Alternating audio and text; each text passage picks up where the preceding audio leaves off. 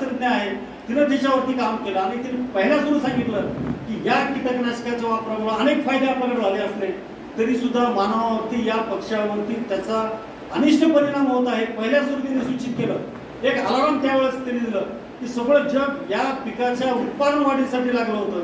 किडीचा नायनाट करण्यासाठी त्याचं नियंत्रण करण्यासाठी आपण या कीटकनाशकाचा वापर सुरू केला होता. त्यावेळेस 1962ला पहिला सुरू त्यांनी सांगितलं आणि 1972ला आपल्याला याच कीटकनाशकावरती आपल्याला बंदी सुद्धा आणावं लागलेली आहे. आपण आपल्या पुस्तकामध्ये अनेक वेळेस वाचलेलं आहे कीटकनाशक आणि ज्या शास्त्रज्ञाचा आपण सत्कारही केला चांगली गोष्ट आहे म्हणून आणि त्याच्यावरती जो आपण अतिवापर केला चुकीच्या पद्धतीने आपण वापर केला त्याच्यामुळे याच कीटकनाशकावरती आपल्याला कालांतरानं आपल्याला बॅन आणावं लागलेला आहे.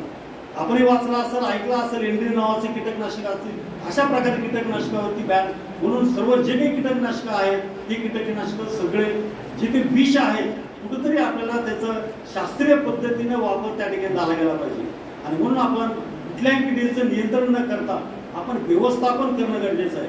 फक्त एकच कुठल्याही देशामध्ये जर युद्ध झालं तर आपल्याला माहिती आहे एक शेवटच्या शस्त्राचा वापर होईल. प्रत्येक देश आपल्याला कुठंतरी शेवटचं शस्त्र अनुभवून टाकेल आणि प्रत्येकाने जर अनुभवून टाकला सर्व काही नाहीसं होईल.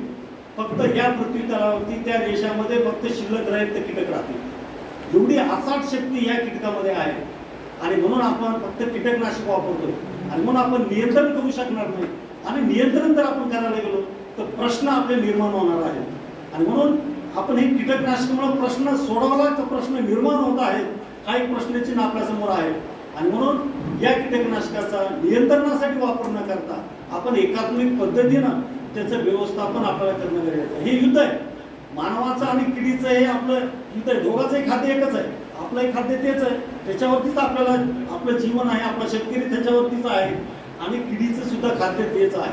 हे वार आहे दोघांमधलं आणि ज्याचा अभ्यास जो डॉमिनेट होईल तो त्या ठिकाणी जातो आणि म्हणून किडी फार काही आपल्यापेक्षा मजबूत नाही.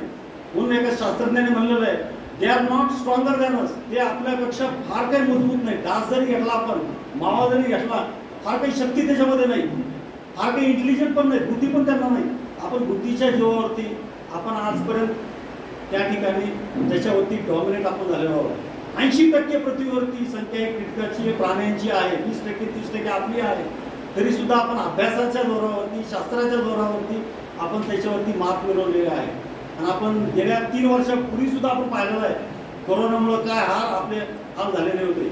म्हणजे अशा प्रकारचे अनेक कीटक कधी उद्रेक कसा होईल आउटब्रेक कधी होईल आपल्याला त्याचं सांगता येत नाही. म्हणून आपण त्याचं नियंत्रण न करता जे काही या पर्यावरणामध्ये चांगले कीटक आहेत मित्र कीटक आहेत ते सुद्धा आपण संपवत आहोत आणि म्हणून आपल्याला एकात्मिक पद्धतीनं त्याचं व्यवस्थापन त्या ठिकाणी करणं गरजेचं आहे.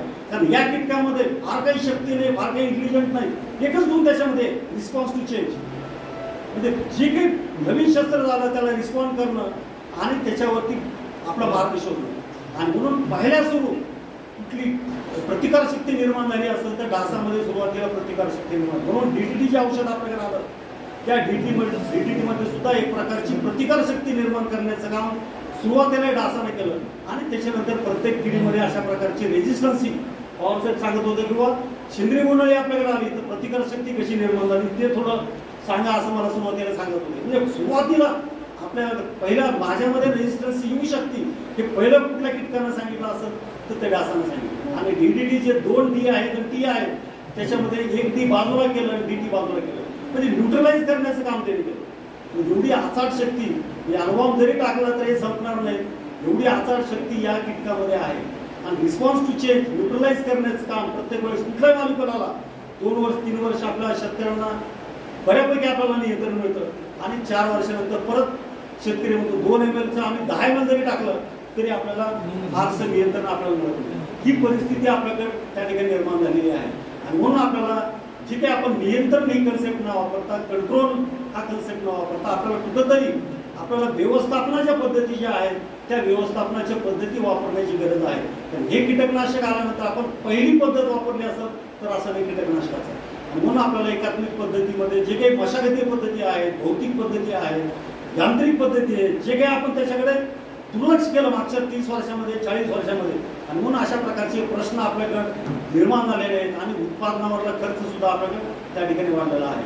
आणि म्हणून या पद्धतीने ज्या काही बाबी आपल्याकडे आहेत त्या सर्व पद्धतीचा वापर करून शेवटची पद्धत जी काही रासायनिक नियंत्रण आहे, जी आपण गेल्या 30 वर्षामध्ये पहिली पद्धत म्हणून त्या ठिकाणी वापरलेली आहे आणि अतिवापर आपण त्या ठिकाणी केलेला आहे.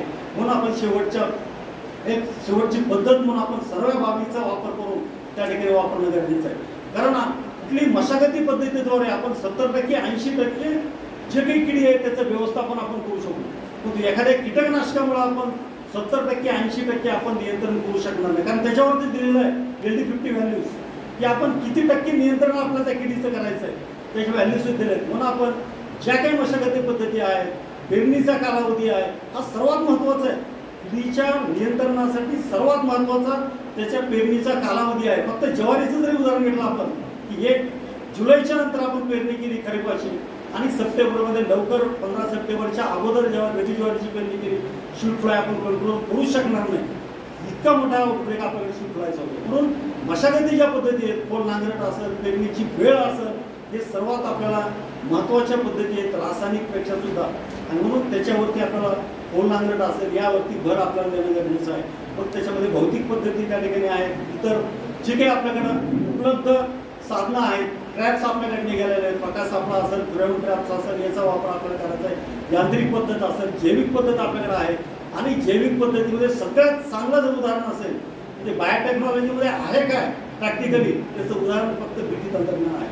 म्हणून म्हणलेलं आहे एखाद्या गावामध्ये एक जर डॉक्टर असेल, एखाद्या गावामध्ये एक डॉक्टर असेल तर 100 पेशंट आपण वाचवू शकतो. हे कोरोनाच्या काळात आपण पाहिलेलं आहे. एक डॉक्टर असेल तर 100 पेशंट वाचू शकतो. एक संशोधक जर असेल तर जगाला वाचवण्याची ताकद त्या संशोधकामध्ये आहे. आणि बीटीच्या रूपानं पहिलं बायोटेक्नॉलॉजी शेतीमध्ये काय उदाहरण आहे तर बीटीच्या रूपातून कापूस आपल्याकडे आला. आणि हे आपल्याला कापसाचं उदाहरण आपल्याला म्हणाल की जैव तंत्रज्ञान, जैविक जी नियंत्रण आहे त्याच्या माध्यमातून आपण हा बीटीचा कापूस आपल्याकडे आला. म्हणजे BG1 असेल, BG2 असेल, या प्रकारचा कापूस त्या ठिकाणी आपण आणलेला आहे. आणि 2016 मध्ये जी की कापसामध्ये जी काही सेंद्रिय बोंडअळी होती त्याच्यावरती आपल्याला आउटब्रेक मोठ्या प्रमाणात आलं, नुकसान आपल्याकडे खूप मोठ्या प्रमाणात झालं आणि अनेक टीका आपल्याकडे झाली. कारण पवारसाहेब मला सांगत होते किंवा थोडं सेंद्रिय बोंडअळीवरती थोडं कशी रेजिस्टन्स निर्माण झाली तेही थोडं सांगा. आणि या प्रकारे आपल्याला कापसामध्ये अनेक प्रश्न आपल्याकडे आहेत आणि त्याच्यामधला सगळ्यात महत्त्वाचा प्रश्न असेल ते सेंद्रिय बोंडअळी. अनेक किडी आहेत त्याच्यामध्ये, मावा असेल, तुडतुडे असेल, फुलकिडे असेल, पांढरी माशी, एवढ्या खोलामध्ये त्या ठिकाणी जाणार नाही. पण तो सगळ्यात महत्त्वाचा सेंद्रिय बोंडअळी. गेल्या वर्षी मित्र हो की फुलामध्ये कापूस असताना पाहता आपल्याकडे असताना 1% सुद्धा पवारसाहेब इथं बसले 1% सुद्धा आपल्याकडे प्रादुर्भाव नव्हता. पण तुझ्या बोंड आपल्याकडे झाले आणि काही शेतकऱ्याकडे आम्ही डिसेंबर जानेवारीमध्ये काही शेतांना भेटी दिल्या. तो शेतकरी सांगत होता की कापूस अजून वेचायला सुरुवात नाही झाला जानेवारीमध्ये. विचार करा, जानेवारी महिना होता, कापूस वेचणे नाही, बोंड त्या झाडाला सगळे बोंड लागलेले. आणि शेतकरी सांगत होता साहेब किती चांगले बोंड त्या झाडाला लागलेले. म्हणजे त्या ठिकाणी या प्रकारचा कापूस घेण्याची पद्धत आपल्याकडे आहे. आणि ज्यावेळेस आम्ही बोंड मोजले आणि फोडले त्यावेळेस 70 ते 80% गेल्या वर्षीचं उदाहरण देतो, 80% नुकसान सेंद्रिय बोंडअळी आतमध्ये प्रत्येक बोंडामध्ये 80% बोंडामध्ये 10 बोंडातून 8 बोंडामध्ये सेंद्रिय बोंडअळी आपल्याला आढळली. एवढं मोठं नुकसान आपल्याला सेंद्रिय बोंडअळीपासून दरवर्षी सुरुवातीच्या काळामध्ये आपलं लक्षात येते. म्हणून थोडं आपण कापसाचा एरिया आपल्याकडे खूप मोठ्या प्रमाणात आहे, 3 लाख 3.5 लाख हेक्टर क्षेत्र आपल्याकडे आहे. आणि जी काही आपल्याकडे पद्धत पद्धत आहे, उशिराचा कापूस घेण्याची पद्धत आहे, याच्यामुळे सेंद्रिय बोंडअळीचा हा प्रादुर्भाव खूप मोठ्या प्रमाणात आहे. आणि 16-17 पासून एक प्रकारची प्रतिकारशक्ती या BG1 आणि BG2 जे काही शास्त्रज्ञांनी आपल्याला काढलं आणि सगळं जे काही हिरवी बोंडअळी होतं, हिरवी बोंडअळी नाहीसं करण्याचं काम. विचार करा, 20 वर्षापूर्वीची गोष्ट जर आपण पाहिली तर आपले वडील किंवा आजोबा सुद्धा सांगायचे की त्या कापसाच्या शेतामध्ये जर आपण गेलो तर अंगाला आळा लागल्याशिवाय राहत नव्हता. इतका बोंडअळीचा प्रादुर्भाव आपल्याकडे होता. त्या शास्त्रज्ञांची की बीटी तंत्रज्ञान काढलं त्याच्यामुळे आज आपण त्या हिरवी बोंडअळीचं नियंत्रण करू शकलो आहोत. आणि शास्त्रज्ञाच्याही पुढे जाऊन प्रत्येकाला असं वाटत होतं जगामध्ये की हिरवी बोंडअळीमध्ये प्रतिकारशक्ती निर्माण होईल. झालं उलटं, म्हणजे सेंद्रिय बोंडअळीमध्ये प्रतिकारशक्ती निर्माण झाली. सर्वांचं लक्ष होतं हिरवी बोंडअळीमध्ये, पण सेंद्रिय बोंडअळीमध्ये 2016-17 मध्ये रेजिस्टन्स आली, मोठ्या प्रमाणात आउटब्रेक झाला, नुकसान त्यावेळेपासून दरवर्षी आपल्याकडे होते. आणि सेंद्रिय बोंडअळी हे उशिरा येणारी कीड आहे. कुठेतरी F2 जनरेशनवरती जे आपलं F1 लावल्यानंतर सीडवरती त्या ठिकाणी उपजीविका करते आणि याच्यावरती जे काही जीनचं प्रमाण आहे ती थोडं सर सांगितलं, थोडं व्यवस्थित त्यांना सांग. तर जीनचं जे प्रमाण आहे ते F2 जनरेशनमध्ये मेंडल्स लॉ प्रमाणे 9:3:1 मध्ये आपल्याला त्याचं सिग्रिगेशन होतं आणि जे काही 10 वर्षामध्ये 20 वर्षामध्ये आपण बीटीचा कापूस चांगल्या प्रकारे घेतला आणि त्या जे काही कमी खाण्यामध्ये F2 मध्ये सीड त्या सेंद्रिय बोंडाळीमध्ये, कारण याची जनरेशन नोव्हेंबर-डिसेंबर नंतर आपल्याला पाहायला मिळतात. गेल्या वर्षी सुद्धा 15 नोव्हेंबरच्या नंतर आपल्याकडे हा प्रादुर्भाव मोठ्या प्रमाणात आला. म्हणून सेंद्रिय बोंडाळीचा प्रादुर्भाव होण्यासाठी 2 कारणं आहेत. एक तर आपल्याकडला कापूस इनॉक्युलम आणि घेतलेले फळझाड आणि आपल्याकडलं असलेलं वातावरण सगळ्यात महत्त्वाचं कुठल्याही किडीसाठी, कारण आपण म्हणतो की 99% नियंत्रण हे नैसर्गिक आहे आणि म्हणून वातावरण जर फेवरेबल किडीला असेल तर त्या ठिकाणी प्रादुर्भाव मोठ्या प्रमाणात आपल्याकडे होतो. आणि म्हणून गेल्या 4 वर्षापासून पाहतो की ऑक्टोबर एंडला किंवा नोव्हेंबरमध्ये पाऊस मोठ्या प्रमाणात आपल्याकडे येतो. मग 40 मिलीमीटर 50 मिलीमीटर पाऊस आपल्याला या ऑक्टोबर एंडला किंवा नोव्हेंबरच्या दुसऱ्या आठवड्यामध्ये मिळतो. आणि या कालावधीमध्ये मोठ्या प्रमाणात सेंद्रिय बोंडअळीचे पतंग या आपल्या त्या फील्डमधून मोठ्या प्रमाणात बाहेर येतात आणि एगलिंग आपल्याकडे होती, प्रादुर्भाव मोठ्या प्रमाणात होतो आणि त्याची जी लक्षणं आहेत ते लक्षणं लवकर आपल्याला लक्षात येत नाहीत सेंद्रिय बोंडअळीच्या प्रादुर्भावाचे आणि नुकसान किंवा वजन आपल्याला कापसाचं त्या ठिकाणी कमी होतं. म्हणून सेंद्रिय बोंडअळीमध्ये एक प्रकारची या प्रकारचं सिग्रिगेशन झाल्यामुळं प्रतिकारशक्ती निर्माण झाली आणि दुसरं त्याला चॉईस नसल्यामुळं की दुसऱ्या पिकाचं त्याला कुठलंही खाद्य नसल्यामुळं एक प्रकारची त्या सेंद्रिय बोंडअळीमध्ये, हिरवी बोंडअळीमध्ये का नाही झाली तर त्याला ऑप्शन खूप मोठ्या प्रमाणात आहे. कापूस नाही, तूर आहे, हरभरा आहे, टमाटे आहेत, वांगे आहेत, इतर पिकं खूप आहेत ऑप्शन द्यावा. परंतु या सेंद्रिय बोंडअळीसाठी कुठलाही चॉईस नसल्यामुळं या बीटीमध्ये त्याची प्रतिकारशक्ती त्या ठिकाणी निर्माण झाली. फक्त मी या ठिकाणी उदाहरण देऊ इच्छितो. हा हॉल आहे, या हॉलमध्ये आपल्याला उभा केला आपल्याला आणि आतमध्ये एक मांजर ठेवली आणि सगळे दारं आणि खिडक्या ओपन ठेवल्या आणि आपल्याला सांगितलं की त्या मांजराला बाहेर काढायचं. तर आपण त्या मांजराला सहजरित्या आपण त्या हॉलमधून बाहेर काढू शकतो. जर तीच मांजर तो आपणच तिथे उभारलो तर 4ही खिडक्या बंद, सगळे दरवाजे बंद आणि आपल्याला सांगितलं त्या मांजराला हाकलायचंय, तर आपण मला वाटतं तिथे उभारणार नाही. कारण आपण त्याला जर हाकलायला गेलो तर त्याला मार्ग नसल्यामुळं तो आपल्यावर अटॅक केल्याशिवाय राहणार नाही. या प्रकारची परिस्थिती आपल्या सेंद्रिय बोंडअळीमध्ये कापसाच्या माध्यमातून ही तयार झालेली आहे. आणि म्हणून एक प्रकारची रेजिस्टन्स सिग्रिगेशन असेल त्या ठिकाणी, चॉईस त्याला पिकाचं नसेल, याद्वारे एक प्रकारची प्रतिकारशक्ती या सेंद्रिय बोंडअळी. म्हणून हा प्रश्न आपल्याला कधी सुटणार नाही जोपर्यंत कृषी तंत्रज्ञान पुढचं आपल्याकडे येणार नाही, तोपर्यंत सेंद्रिय बोंडअळी हा प्रश्न आपल्याकडे राहणार नाही. म्हणून एकच आपल्या हातामध्ये आहे की फरदडचा कापूस आताही पाहतो आपण की आताही कापस आताही उभे आहेत त्या ठिकाणी आणि ज्यांनी काढले ते सुद्धा पराठ्यात तिथेच टाकलेले आहे. अशा प्रकारची परिस्थिती असेल तर त्याचं इनॉक्युलम त्या ठिकाणी उपलब्ध आहे आणि त्याला नैसर्गिक वातावरण, पाऊस जर त्याला लवकर मिळाला, कारण ऑक्टोबरच्या नंतर आजही आपल्याला पाऊस नाही झाला आणि आता जर पाऊस परत झाला प्री मान्सून आणि त्याच्यामधून या प्रकारच्या सेंद्रिय बोंडअळीचे जे काही मात आहेत ते बाहेर येऊन एगलिंग होऊ शकते. म्हणून थोड्या याच्यावरती लक्ष आपल्याला द्यायचं. म्हणून सेंद्रिय बोंडअळीचं एकात्मिक पद्धतीने व्यवस्थापन म्हणजे फळझाड टाळणं, वेळेवर लागवड करणं, प्री मान्सून कापूस न लावणं, हे ज्या बाबी आहेत या बाबी आपल्याला लक्षात घेणं गरजेचं आहे. आणि याच्यामध्ये जे काही नवीन तंत्रज्ञान आपल्याकडे, कारण सेंद्रिय बोंडअळीसाठी अनेक औषधं आपल्याकडे आहेत आणि सेंद्रिय बोंडअळीचं लाईफ सायकल जर पाहिलं आपण, ज्यावेळेस त्याची मादी पतंग अंडी देतो त्यावेळेस अंडी दिल्यानंतर 2 तास ते 24 तासाच्या आत, म्हणजे अंडीतून आळी बाहेर पडल्यानंतर 2 तास ते 24 तासाच्या आत ती बोंडामध्ये किंवा त्या फुलामध्ये प्रवेश करते. आणि एकदा फुलामध्ये किंवा बोंडामध्ये प्रवेश केल्यानंतर ती आतमधली जी काही सरकी बियाणं आपला आहे, सीड आहे, त्याच्यावरती आपली उपजीविका त्या ठिकाणी करत असते. आणि एकदा आतमध्ये प्रवेश केला तर आपले सर्व काही कीटकनाशक आहेत ते स्पर्शजन्य पोटविष आहेत. कितीही आपण फवारण्या वरतून केल्या तर सेंद्रिय बोंडअळीचं आपल्याला नियंत्रण लवकर सहजासहजी आपल्याला मिळत नाही. आणि म्हणून आपल्याला सेंद्रिय बोंडअळीचं व्यवस्थापन करण्यासाठी ज्या काही एकात्मिक पद्धती आहेत, लागवडीच्या पद्धती आहेत, त्याचा वापर आपल्याला त्या ठिकाणी करणं गरजेचं आहे. आणि म्हणून जे काही कामधंदे सापडले, एक नवीन तंत्रज्ञान आपल्याकडं या सेंद्रिय बोंडअळीसाठी आलेलं आहे. त्याच्यामध्ये पीबी नॉट तंत्रज्ञान एक प्रकारचं आणि त्याला एक क्विबिट नावाचं तंत्रज्ञान, त्याला जेल नावाचं एक तंत्रज्ञान आपल्याकडे आलेलं आहे. हे 2 तंत्रज्ञान या ठिकाणी, या तंत्रज्ञानाचा वापर सुद्धा आपल्याला या सेंद्रिय बोंडअळीसाठी या ठिकाणी मी आता याच्यामध्ये सांगितलेलं आहे. फक्त एकच उदाहरण याच्यामध्ये पुढे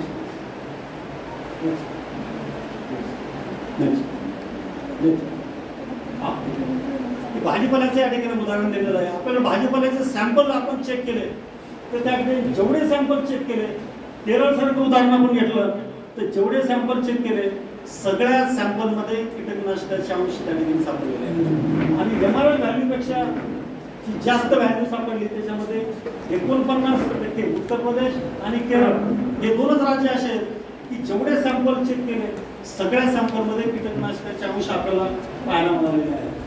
आणि जे काही मॅक्झिमम रेसिड्यू लिमिट आहे त्याच्यापेक्षा वर असले आढळलेले त्याच्यामध्ये आपल्याला 49 आणि 52% सॅम्पलमध्ये इतक्या मोठ्या प्रमाणात आज कीटकनाशकाचा वापर आपला शेतकरी असेल आपण असेल एवढ्या मोठ्या प्रमाणात आपण कीटकनाशकाचा वापर त्या ठिकाणी करतो. म्हणून थोडं आपण या बाबतीत जागरूक राहून जिथं गरज आहे त्या ठिकाणीच या कीटकनाशकाचा वापर करणं गरजेचं आहे.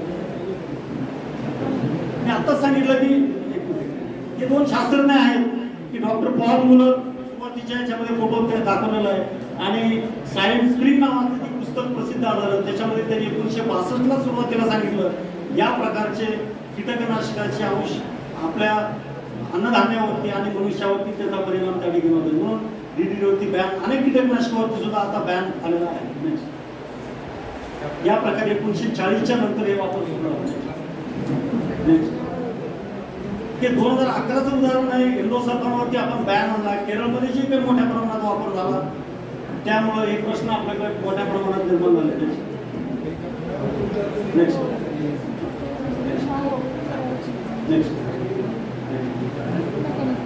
कापसावरती मला वाटतं पवार साहेब बोलले, फक्त एकच उदाहरण देतो.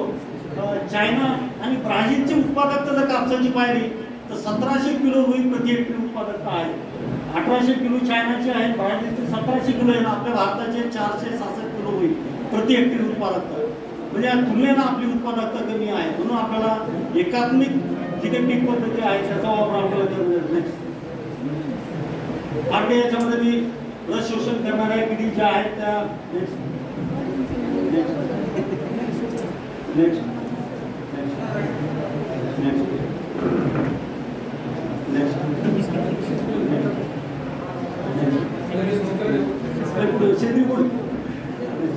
डबल रिपीटेशन होईल.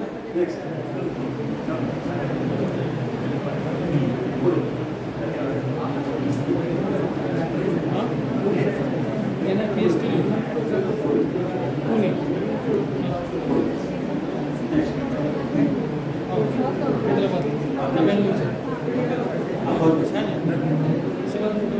आपण त्याला मेटिंग डिस्ट्रप्शन टेक्नॉलॉजी म्हणूया. या प्रकारचं संशोधन आपल्या CICR, NCIPM जी काही राष्ट्रीय संस्था आहेत त्यांच्या अंतर्गत सुरू आहे. या प्रकारचं सेंद्रिय बोंडअळीसाठी एक विशेष तंत्रज्ञान आपल्याकडे येत आहे आणि याच्या ट्रायल सुद्धा आता आम्ही KVK खरपुडे अंतर्गत आपण 62 एकरवरती या ट्रायल घेतलेला आहे. त्याचं नाव आहे क्रिमिट ही मलम जेल नावाचं एक मलम आपल्याकडे उपलब्ध झालेलं आहे.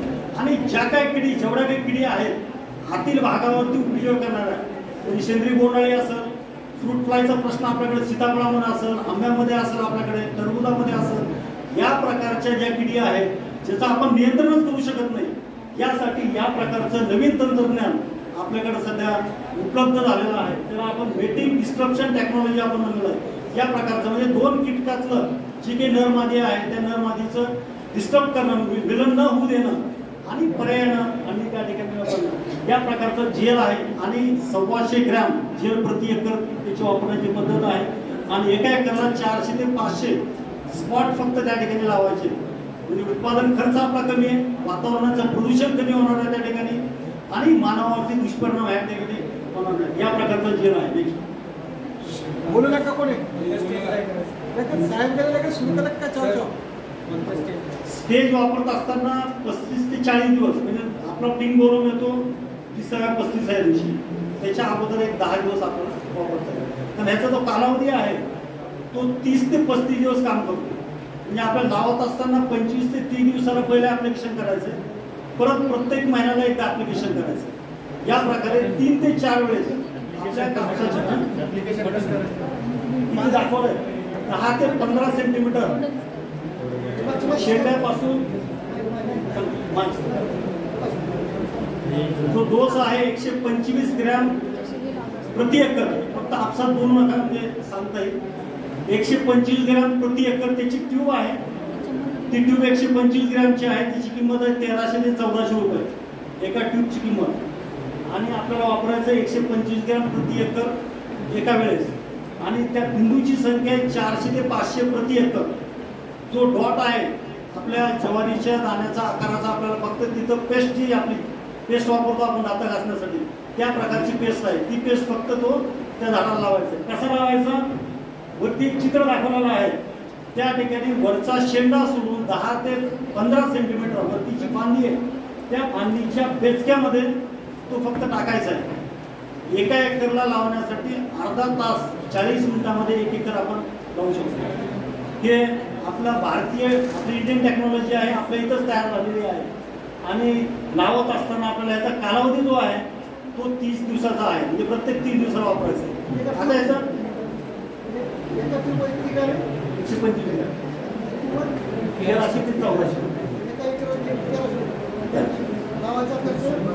125 एक माणूस अर्धा तास, एक माणूस 500 रुपये झाला. फक्त त्याचं मेकॅनिझम सांगतो मी. बोलू नका कोणी. तंत्रज्ञान खूप चांगलं आहे. फक्त आता वापर त्याचा शास्त्रीय पद्धतीने व्यवस्थित झाला पाहिजे. आपल्याकडलं तंत्रज्ञान आहे, एक जपानी टेक्नॉलॉजी आहे, एक आपली आहे. ही क्रिमिट तंत्रज्ञान आपल्या भारतातलं आहे, हैदराबादची कंपनी आहे. त्याच्यामध्ये आपण इथं मादी पतंग दाखवलेला आहे, पलीकड नर दाखवलेला आहे आणि सेंटरला आपण नर दाखवला आहे. म्हणजे चित्र दाखवलं. मादी पलीकडे असताना सुद्धा त्याचं अट्रॅक्शन सुरू झालं त्या जेलकडे. ती जेल ऍप्लिकेशन आपण करणार आहे. ओरिजिनल जी त्याचं मेटिंग होणार आहे तिथं मेटिंग न होता तो नर पतंग सतत जाईल त्या बिंदूकडे. या प्रकारचा जेल म्हणजे जे काही सोप्या भाषेमध्ये आपला फिरेमोन ट्रॅप जो लिव्हर आहे, लिव्हरमध्ये एक प्रकारचा फिरेमोन आहे आकर्षित करण्यासाठी. जो फिरेमोन आकर्षित करतो तो मादी एक प्रकारचा फिरेमोन सोडतो, त्याच्या 10 टाइम्स जास्त फिरेमोन तयार करून त्याचा जेल तयार केलेला आहे सोप्या भाषेमध्ये. दुसरं तिसरं काही नसून जे काही ॲक्च्युअल मादी फिरेमोन सोडती त्या नराला आकर्षित करण्यासाठी त्याच्या 10 पटीनं जास्तीचा फिरेमोन त्या जेलमध्ये टाकलेला आहे. तो जेल जर अप्लाय केला आपण 10-15 सेंटीमीटर खाली, तर नर पतंग सगळे त्या जेलकडे आकर्षित होतील आणि ओरिजिनल जे काही फिमेल त्या ठिकाणी आहे त्या ठिकाणी ते जाऊ शकणार नाही. पर्यायानं वेगळे होणार नाही. सिंपल टेक्नॉलॉजी, कुठलंही कीटकनाशक नाही, काय नाही, वातावरणाचं कुठलंही प्रदूषण नाही, मित्र कीटकाचं कुठलंही त्याच्यावरती इफेक्ट होणार नाही. या प्रकारचं जे तंत्रज्ञान आहे वापरणं आज या घडीला महाग तंत्रज्ञान आहे. पावसाळ्यात म्हणल्याप्रमाणे 1300 रुपये ते आणि 500 रुपये आपल्या मजुरीची. हे जर काढलं तर मोबाईल ज्यावेळेस आला आपल्याकडं त्यावेळेस सुद्धा महागच होता आपल्याकडे. तर काही कालावधीच्या नंतर शक्यता आहे याची किंमत सुद्धा एखादं सबसिडीच्या रूपातून बाकीच्या ह्याच्यातून ते कमी सुद्धा होऊ शकते. पण खूप चांगलं तंत्रज्ञान आहे, वापरण्यासाठी सोपं आहे. आणि आपल्याला जर वाटलं की सेंद्रिय बोंडअळीचा प्रादुर्भाव आता लक्षात आता नाही आपल्याकडं, वातावरण फेवरेबल नाही आहे, तर पुढचं ॲप्लिकेशन आपण थांबवू शकतो. तर ब्लँकेटली आपल्याला वापरायचं असेल तर दर महिन्याला अप्लाय करायचं त्या ठिकाणी. जर आपल्या लक्षात आलं किंवा एखादा ट्रॅप लावून जरी आपण पतंग पाहायला येत असतील तर पुढचं ॲप्लिकेशन करा, नाही तर आपल्याला ॲप्लिकेशन सुद्धा करण्याची गरज आहे. या प्रकारचं दर महिन्याला वापरण्याचं एक तंत्रज्ञान आहे. रेडिट आपल्याकडे आहे, रेडिट कंपनी आहे. पाऊस चांगला प्रश्न आहे. 6 घंट्याच्या नंतर आम्ही जानेवारी म्हणजे लावला होता आम्ही ऑगस्टमध्ये. जानेवारी महिन्यात सुद्धा तो बिंदू आजही जानेवारी महिन्यामध्ये सुद्धा पाहायला मिळत होता. 4 ते 6 घंट्याच्या नंतर पाऊस जरी आला तर तो खाली पडत नाही, पावसानं धुतला जात नाही, त्याचं फिरेमोन कमी होत नाही. फक्त 4 ते 6 तास आपल्याला म्हणजे पावसाचा कालावधी पाहून, पाऊस जर येणार नसेल त्या दिवशी आपल्याला अप्लाय त्या ठिकाणी करायचं. या पद्धतीने असं ट्यूब आहे, फक्त ट्यूबमध्ये फक्त थोडं प्रेस करायचं. तो जसं आपण पेस्ट काढतो त्या प्रकारची पेस्ट आहे, सोपं येतं लावण्यासाठी. या प्रकारे आपल्याला त्याचा शेतचा वापर करायचा. प्रत्येक झाडाला नाही, एका एकरमध्ये 400 ते 500. हाय डेन्सिटी असेल तर 500 करायचं आहे. 10 बाय 10 फूट असं 10 फूट असेल त्या झाडाच्या बेचक्यामध्ये आधीच्या 400 ते 500. जास्त लावलं फक्त ट्यूबचा खर्च तुमचा वाढतो, त्या हिशोबाने आपला जेल सोडताना सुद्धा जास्त सोडलं गेलं तर 2 ट्यूब लागतील, कमी सोडलं गेलं त्या ज्वारीच्या आकाराच्या दाण्याचं आपण सोडलं तर आपल्याला 1 ट्यूब एका एकरला सर्व्हिस येणार आहे. या प्रकारचं हे तंत्रज्ञान आहे, क्रिमिट तंत्रज्ञान.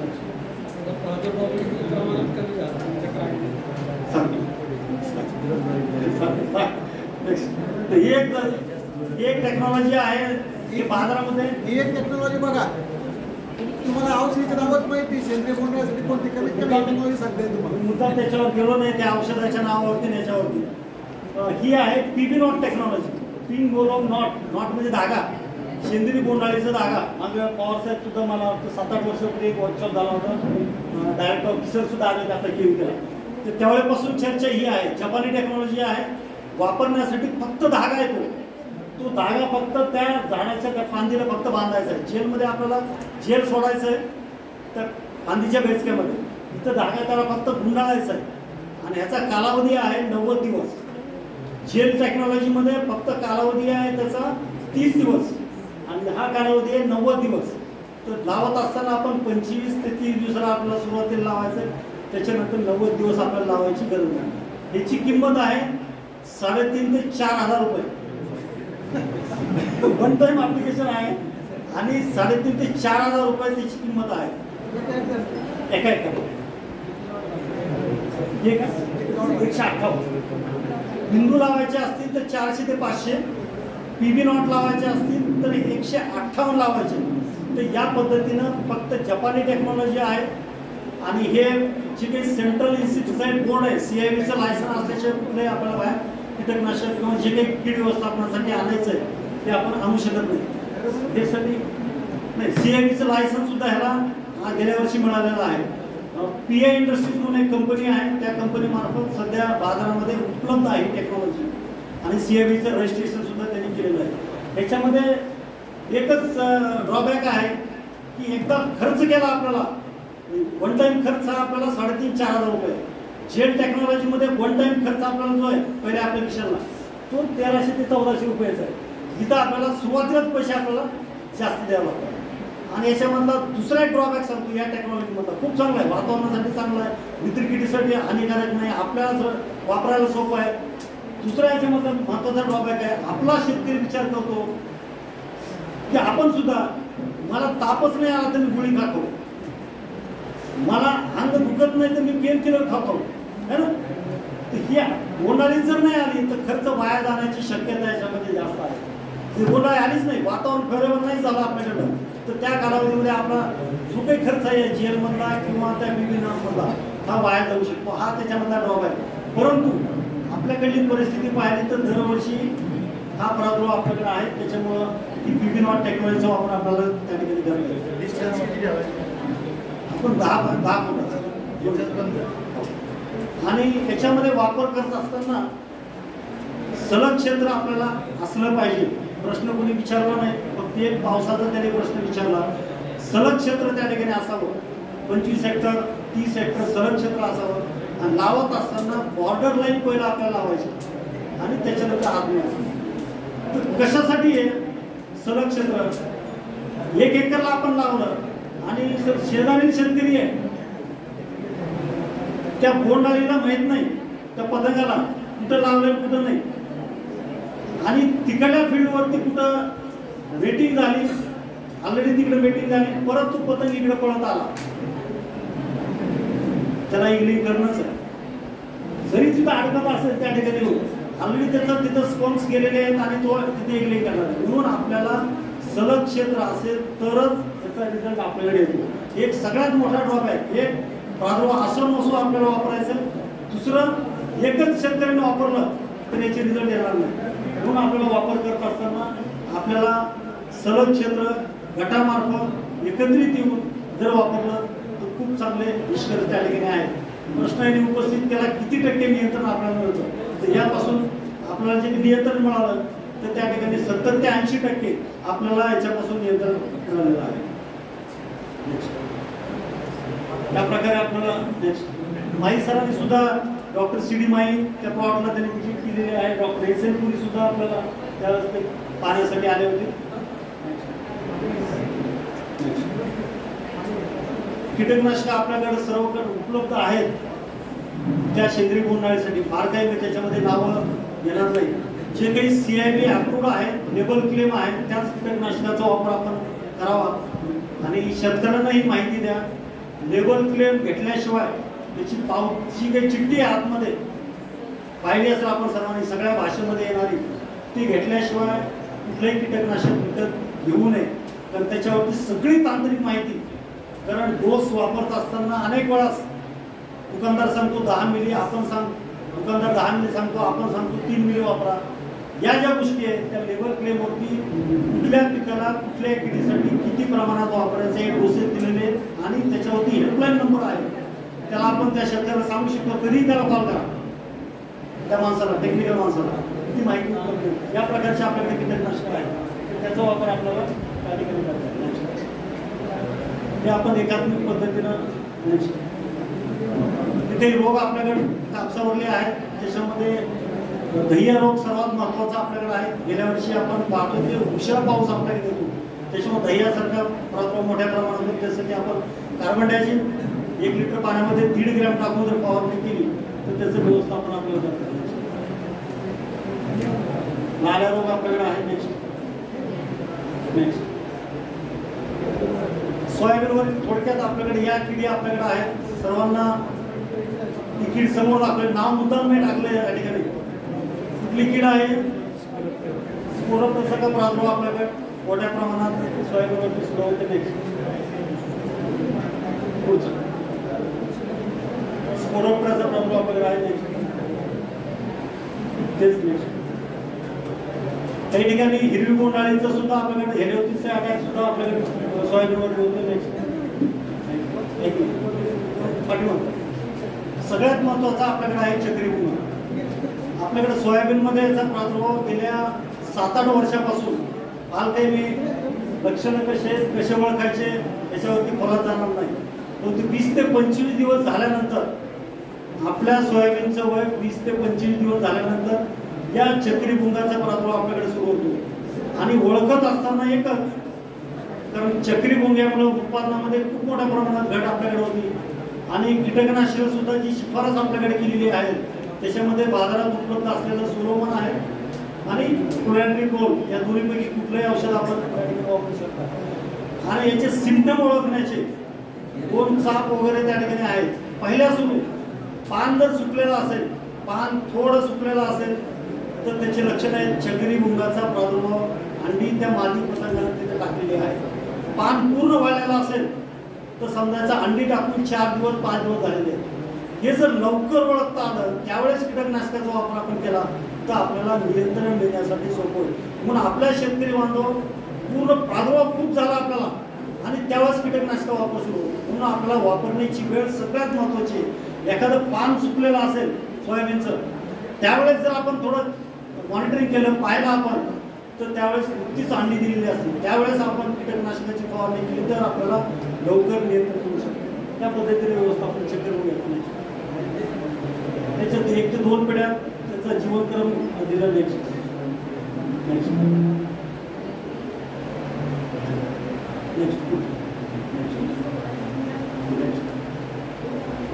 कोडमाशी सुद्धा सुरुवातीच्या काळामध्ये आपल्याला पाहायला मिळते. या प्रकारची करड्या मुंग्याला फक्त नियंत्रण आपण बोलायला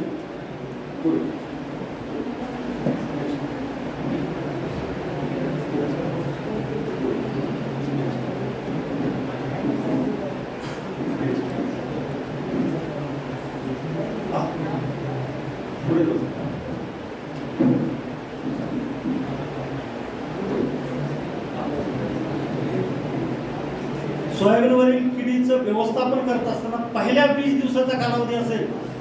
पहिल्या 20 दिवसाचा कालावधी आपल्याला माहिती आहे गुंडाळी असण्याची शक्यता आहे, हेलिओसिस असण्याची शक्यता आहे. सुरुवातीच्या कालावधीमध्ये ही परिस्थिती असेल पाण्याखाली तर आपल्याला जी औषधं उपलब्ध आहेत त्याच्यामध्ये गुंडाळी असेल तर बीटी आपल्याकडे जैविक कीटकनाशक उपलब्ध आहे किंवा बेवेरिया वॅक्सिन आहे, हे सुद्धा आपल्याला त्या ठिकाणी वापरता येईल. लष्करी अळी असेल किंवा हिरवी अळी असेल ज्याला आपण स्पोरोप्टर आणि हेलिओसिस म्हणतो तर SLNPV आपल्याला वापरता येईल किंवा HNPV वापरता येईल. आणि रासायनिक कीटकनाशकामध्ये आपल्याला 3 औषधं आहेत. एक साधा आपल्याला क्लोरोफॉस पहिल्या 20 दिवसाचं सोयाबीन आहे त्या कालावधीमध्ये क्लोरोफॉस किंवा कोरायनिनसारखं औषध किंवा एंडोऑक्सिकार या तिन्हीपैकी रासायनिक कीटकनाशकामध्ये कुठलंही एक औषध पहिल्या 20 दिवसाचा कालावधी गुंडाळी किंवा आपल्याला हेलिओथिस किंवा स्पोरोप्राझा असेल त्या कालावधीमध्ये आपल्याला वापरायचं नाही. जर सोयाबीनचं पीक 30 दिवसाचं आहे, फुलाची अवस्था आहे, अशी परिस्थिती आपल्याकडे असेल आणि अळीचा प्रादुर्भाव असेल त्यासाठी कीटकनाशकाची शिफारस आपण केलेली आहे. क्लोराट्रिक्लोर आहे, एंडोऑक्सिकार्ब आपल्याकडे आहे, लॅम्बडा सायलोथ्रिन या प्रकारच्या स्पर्शजन्य पोटविष कीटकनाशकाचा वापर आपल्याला त्या ठिकाणी करायचा आहे. आपल्याकडे येलोवेन मोझॅक आपल्याकडे येत आहे, त्यासाठी पांढरी माशीसाठी औषधं आपल्याकडे दिलेली आहे. त्याच्यामध्ये 2 औषधं आहेत, विटासायलोथ्रिन प्लस इमिडाक्लोरोप्रिड, जे सोलोमन नावानं बाजारामध्ये उपलब्ध कीटकनाशक आहे. या पांढऱ्या माशीच्या जे काही आपल्याकडं पिवळा मोझॅक आपल्याकडे येत आहे गेल्या 2-3 वर्षापासून, त्याच्या नियंत्रणासाठी पांढऱ्या माशीच्या व्यवस्थापनासाठी 2 औषधं आपल्याकडे उपलब्ध आहेत. त्याच्यामध्ये विटासायक्लोथ्रिन आणि इमिडाक्लोरोप्रिड हा घटक असलेला सोलोमन नावानं बायर या कंपनीचं उपलब्ध कीटकनाशक आहे, त्याचा वापर आपल्याला करता येईल. किंवा थायमेथोक्झोन प्लस लॅम्बडा सायलोथ्रिन अलिका नावाचं औषध कीटकनाशक बाजारामध्ये उपलब्ध आहे, त्याचा वापर आपल्याला त्या ठिकाणी करता येईल. चक्री मुंगा असेल तर त्यासाठीची 1 महिन्याचा कालावधी आपल्याकडे सोयाबीनचा आहे, त्यावेळेस या प्रकारचं कॉम्प्लेक्स आपल्याकडे सोयाबीनवरती येतं आणि त्यावेळेस आहे पांढरी माशी सुद्धा आपल्याकडे आहे त्या वेळेमध्ये. तर अशा वेळेस कुठलं कीटकनाशक वापरायचं त्याच्यासाठी सगळ्यात चांगलं मधले 2 दिलेले आहेत, विटासायलोथ्रिन प्लस इमिडाक्लोरोप्रिड, त्याच्यामध्ये अळीनाशक सुद्धा आहे आणि पांढऱ्या माशी सुद्धा नियंत्रण होणार आहे. या पद्धतीचे 2 कीटकनाशक सगळ्या घटकासाठी, येलोवेन मोझॅकसाठी सुद्धा, स्पोरोप्रायटिस सुद्धा, सेमिलुपर जर असेल त्यासाठी सुद्धा या सर्व घटकाचं नियंत्रण करणारा आणि चक्रीमुंगा सुद्धा त्याच वेळेमध्ये, कारण 30 दिवस 35 दिवसाच्या वेळेस चक्रीमुंगा आपल्याकडे खूप मोठ्या प्रमाणात. या तिन्ही किडीसाठी एकत्रित औषध आपल्याला या दोन्हीपैकी कुठले औषध आपल्याला एक त्या ठिकाणी वापरता येईल. जर मोठ्या अळ्या असतील तर कुठलं औषध वापरायचं त्यासाठी आपल्याला लॅम्बडा सायलोथ्रिन किंवा एंडोऑक्सिकार या प्रकारच्या कुठलंही एक कीटकनाशक आपल्याला ज्यावेळेस 40, 45, 50 दिवसाचा कालावधी झालेला आहे, मोठ्या अळ्या आहेत, त्यावेळेस आपल्याला यापैकी एका कीटकनाशकाचा वापर त्या ठिकाणी करता येईल. गोगलगाईचं मला वाटतं दरवर्षी पाऊस जास्त असेल, वातावरण आपल्याकडे फेवरेबल असेल तरच या गोगलगाई, खूप काही पाऊस झाला असेल तर याच कालावधीमध्ये आपल्याकडे या गोगलगाईचा प्रादुर्भाव होतो. सुरुवातीचे रोग अवस्था ही सगळ्यात महत्त्वाची आहे, त्यासाठी आपल्याकडे बाजारामध्ये बेटालाइन नावाचे औषध आहे, त्याचा वापर सुद्धा आपल्याला त्या ठिकाणी करता येईल. कारण याच्यामध्ये कोणामध्ये बेटालाइन नावाचं PI इंडस्ट्रीचं औषध सध्या कीटकनाशक बाजारामध्ये उपलब्ध आहे, ज्याचा वापर आपल्याला त्या ठिकाणी करता येईल. चुना किंवा फळबागासारखं क्षेत्र असेल तर गोंडोपेस्टचा वापर आपल्याला या स्ट्रेनसाठी करता येईल. निंबोळी पेस्ट असेल, निंबोळी हात असेल, तुरीसारख्या पिकामध्ये आपल्याला 3 प्रकारच्या किडी महत्वाच्या आहेत. त्याच्यामध्ये आपल्याला शेंगा पोखरणे अळी, शेंग माशी आणि पिसारी पतंग, त्याच्यामध्ये 2च महत्वाचे आहेत, एक तर शेंगा पोखरणारी अळी आणि दुसरं शेंग माशी. या प्रकारच्या 2 किडी आपल्याकडे मोठ्या प्रमाणात आहेत, त्याच्यासाठी आपल्याला एकात्मिक पद्धतीने व्यवस्थापन आपण या ठिकाणी करावं. सगळ्यात महत्त्वाचं आपल्याकडे शेंगा पोखरणारी अळी आहे, 40 ते 70% नुकसान आपल्याकडे होतं या किडीपासून. आपल्याला फुलोऱ्या अवस्थेत, बुंदी अवस्थेत आणि शेंगा अवस्थेमध्ये या प्रकारे आपल्याला कीटकनाशकाचा वापर आपल्याला त्या ठिकाणी करायचा आहे. दुसरी महत्त्वाची शेंग माशी आहे, पापडी धरत असताना या किडीचा प्रादुर्भाव होतो आणि मोठ्या प्रमाणात 30% ते 80% नुकसान होते. एक प्रकारची अंडी नलिका आहे, ती अंडी नलिका त्या शेंगेमध्ये टाकते, अंडी आतमध्ये टाकते, त्याचा प्रादुर्भाव आतमध्ये शेंगामध्ये होतो, शेंगा खराब होतात, अडकिण्या होतो. या प्रकारची शेंग माशी आपल्या घरातल्या माशीप्रमाणे ही माशी आहे आणि त्याचा प्रादुर्भाव होतो. एकच सांगू इच्छितो, मोहळाची माशी पाहिली का सर्वांनी? पाहिली सर्वांनी? कोण बनेगा करोडपती बहुतेक जण पाहत असतात, आपण पाहिलंय असं. त्याच्यामध्ये प्रश्न विचारला होता, कोण बनेगा करोडपती. ती जी गांडील माशी आहे, मोहळाची माशी आहे, तिचं आयुष्य चावल्यानंतर किती दिवसाचं आहे? तर 25 लाखाला प्रश्न होता. ऍक्च्युअल झालेला सांगतो मी, कारण तो सिरियल मध्ये पाहण्यात आला. जी मोहळाची माशी तिला अंडनलिका असते. आपल्याला माशी चावल्यानंतर मी शेण माशी सोबत थोडं टायप केलं त्याला. मोहळाची माशी चावल्यानंतर आपण काय करतो, लगेच त्याला मारण्याचा प्रयत्न करतो. ती जेवढं मारतात सगळ्या माशा, मोहळाच्या माशा सगळ्या तुमच्या अंगावर नसतात. चावल्यानंतर तुम्ही फक्त तसंच चावू दिलं त्याला आणि स्तब्ध उभं राहिलं तर कुठल्याच माशा तुमच्या अंगावरती येणार नाही. त्याचं कारण सांगतो, कारण ती ज्या वेळेस ती अंडनलिका आपल्या त्वचेमध्ये टाकते त्यावेळेस तिची एक पिशवी असते, विषाची पिशवी असते. ती पिशवी जर फुटली तर एक इशारा आहे सगळ्याला की माझा मित्र अडचणीत आहे, सगळ्या माशा आपल्या या प्रकारचे. आणि दुसरं वैशिष्ट्य, 25 लाखाला प्रश्न विचारला होता अमिताभ बच्चननी त्या समोरच्या स्पर्धकाला आणि त्याचं उत्तर होतं माशी चावल्यानंतर ताबडतोब बोलू नये. त्याला हौस आपल्याला चावायची बिलकुल नाही. लक्षात घ्या, आपण त्याला डिस्टर्ब केलं, दगड मारला, जिथे कुठं मोळ बसलेला आहे, झाड हलवलं, काही केलं तर आपल्याला ते आठवतं आणि त्याचा आयुष्य चावल्यानंतर ते संपून जातं. कारण फक्त कामगारी माशाच चावतात, बाकी काही चावत नाही. या प्रकारची आपली शेणमाशी आहे. म्हणजे थोडक्यात सांगायचं, एक प्रकारची अंडनलिका आहे जी आतमध्ये अंडी टाकते आणि त्याच्यामुळे आपल्याला हाडकी नाही किंवा आपले दाणे त्याचे खराब होतात. तर या प्रकारची आपल्याला शिफारस त्याला त्याच्या औषधाची आपण गुंडे अवस्थेत, फुलावा असते, या प्रकारे आपल्याला त्याचं व्यवस्थापन करत नाही. बाकीवरील लष्करी आहे त्याचंही व्यवस्थापन आपण जे काही शिफारस केलेलं कीटकनाशक आहे त्याचा वापर आपण त्याला द्यायचा. या शिफारशीची औषधं आपल्याला. ठीक आहे, धन्यवाद. काही आपले प्रश्न असतील, एक दोन प्रश्न आपल्याला, एक प्रश्न काही असतील तर. बरं, भोकरदन, जाफराबाद आणि बदनापूर तिघं तालुक्यामध्ये मक्याचं मोठं क्षेत्र आहे. तर तुमच्यापैकी एखाद्याने लष्करी